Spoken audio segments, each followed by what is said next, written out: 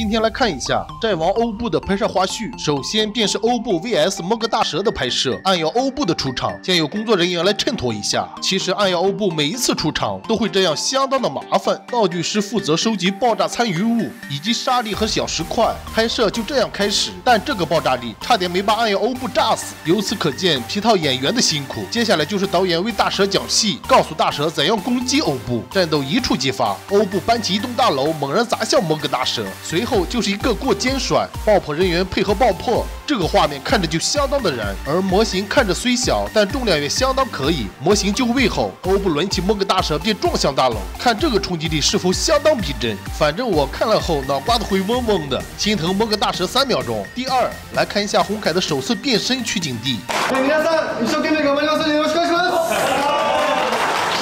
随后红凯试了道具之后，在导演的一声令下，红凯急速跑了过来，小窗帘一拉之后，便着手开始准备变身。此时的红凯还有点羞涩，在片场休息之余，不断的熟练自己变身的动作。在导演的2声令下，红凯的第2次变身拍摄完成，导演对红凯的表现还相当满意。接下来便是对欧布变身过程的拍摄，这里就用到了绿幕，因为这里面需要大量的电脑特效完成。导演亲自示范之后，红凯再次对变身过程揣摩，在导演的3声令下。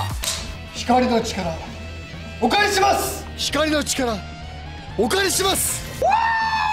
红凯此时相当亢奋。第3就是我们的重中之重，亦正亦邪加古拉登场。加古拉一出现，与吹笛的红凯毫无违和感，就连加古拉本人也表示，一看就是一对好基友。那时的加古拉看着也相当稚嫩，他在拍摄现场也像一个活宝，和他剧中的性格蛮像。大家是否还记得这个画面？这是拯救被绑架欧布时的画面。加古拉对红凯说过最大的情话就是：“凯，我不会再帮你了。”不得不说，他真的是一个好演员。第4，再来看一下女主奈绪美的拍摄。这一段表现导演很明显不满意，导演只有亲自为奈绪美示范。导演4声令下，就这样，这一条总算是顺利通过。现在就是奥特之救出场，奥特之救给我们塑造了很深刻的形象，没想到他在现场也相当活跃。奥特之救告诉我们，强盛集团的小灵通他现在还在一直用，就是信号有点差劲。接下来看一下 SSP 拍摄花絮部分，同样是导演很认真的在给大家讲戏，并且每一个细节都要做到位。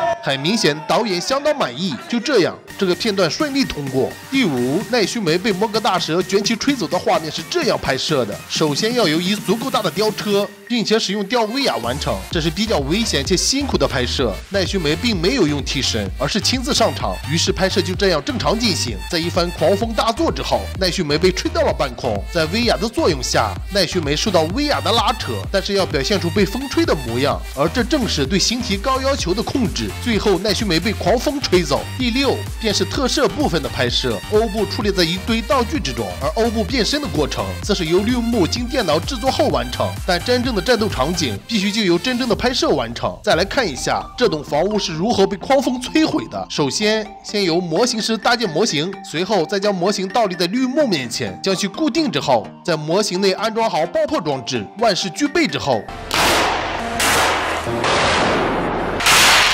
就这样，房屋被摧毁的画面拍摄完成，随后再使用电脑进行反转，这就是被风摧毁的效果。而飓风的产生则是用了特效。第7，风之魔王兽马加巴萨登场，同样他也在听导演指挥，在导演的指挥下，马加巴萨一飞冲天，而剧组负责将他拉起来，随后很节奏的配合他降落。而看似相当真实的画面，便是由剧组人员配合道具完成，每一个细节都要体现完美，使欧布大战马甲巴萨的场面更加逼真。而马甲巴萨体内也有电动装置。接下来就是欧布8分光轮空战马甲巴萨的拍摄，这场空战想必你一定记忆犹新。欧布先空手一甩，马甲巴萨趁势飞走，随后欧布的飞行则是由小绿人帮助完成，而这场实打实的画面也是在小绿人的帮助下完成。这样看来，是否感觉有一些滑稽？来看看，这便是剧中的效果。第8就是古兰特王大杀四方的拍摄，而这个拍摄相对来说比较简单，就是先搭建好微型模型，每一栋模型都要有自己的运动轨迹，它靠牵引绳索来完成，而现场的爆炸就是真的的爆炸，只不过威力较小而已。这也便是特摄剧的魅力，而成前就是这样。欧布遭受光线攻击的画面是这样拍摄的，所有被攻击的动作均由皮套演员真实完成，然后光线以及受损的建筑则是由工作人员替换道具后，再由电脑重新合成。这便是这一段的拍摄。第9便是夕阳下的欧布拍摄，先由工作人员将反光板搭降完成，衬托成夕阳的模样。在一切准备就绪之后，欧布从天而降，每次降落都会有一定的爆破，看似一个简单的动作，背后都有大量的付出。咱们来到加古拉的拍摄现场，加古拉还在舞枪弄棒，而没有发现加古拉本尊的到来。不得不说，加古拉这个人物对欧布 TV 加分不少，而加古拉的皮套设计也相当赞，很符合加古拉的气质。以上便是欧布奥特曼拍摄的部分花絮。如果你也喜欢欧布，请不要吝啬你的赞